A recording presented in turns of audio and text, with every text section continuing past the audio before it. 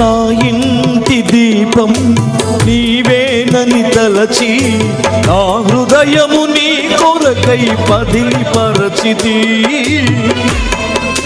యేసయ్యా